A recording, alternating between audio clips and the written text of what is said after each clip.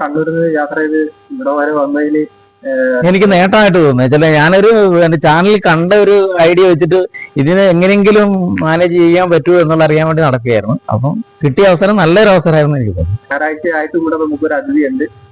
അദ്ദേഹം വന്നിരിക്കുന്നത് കണ്ണൂര് പയ്യന്നൂരടുത്ത് മാധവമംഗലം എന്ന് പറയും സ്ഥലം. മാധവമംഗലം.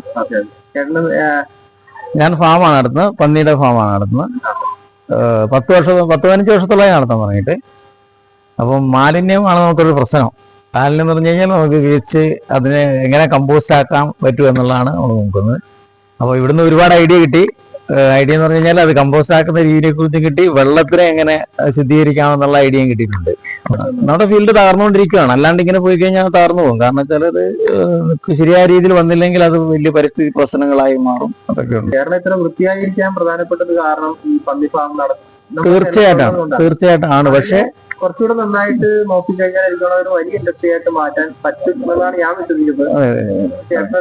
നല്ല അത് തന്നെയാണ് വെച്ചാൽ. കാരണം വെച്ചാൽ ഏറ്റവും കൂടുതൽ വേസ്റ്റ് ഉള്ളത് ഹോട്ടലിലാണ്. ഈ ഹോട്ടലിലെ വേസ്റ്റ് മുനിസിപ്പാലിറ്റിക്ക് എടുത്ത് നീക്കാൻ കഴിയില്ല.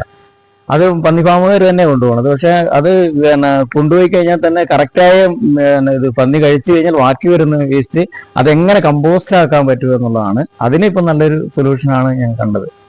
ചേട്ടനെ കണ്ടപ്പോൾ എനിക്കൊരു പ്രതീക്ഷ, ഞങ്ങളും കൂടെ ഇടപെട്ട് കഴിഞ്ഞാൽ ഈ ഒരു ഇൻഡസ്ട്രിയിൽ തീർച്ചയായിട്ടും നല്ല നല്ല ഐഡിയകൾ നിങ്ങളുടെ മനസ്സിലുണ്ട്. ആ ഐഡിയകൾ നമുക്ക് നോക്കാം. Okay, thank you.